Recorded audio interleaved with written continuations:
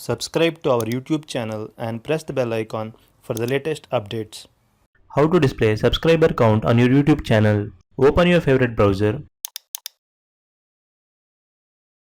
Go to youtube.com. Click on the sign in button at the top right corner of the page. Select the Google account you want to use. If you are signing in for the first time, you may be asked to enter your email address. Enter your password and click Next. You are logged into your YouTube account. Click on the profile picture at the top right corner of the page. Click on Your Channel. As you can see, subscriber count is hidden on this channel. To display this count, click on the profile picture again and select YouTube Studio from the drop-down menu. In the left sidebar, click on Settings.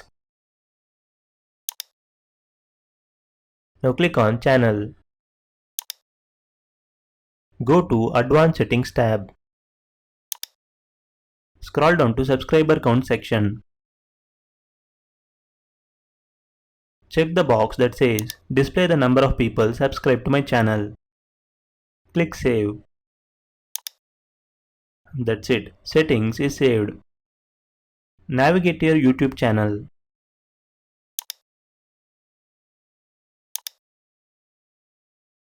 As you can see, subscriber count is now showing on your YouTube channel.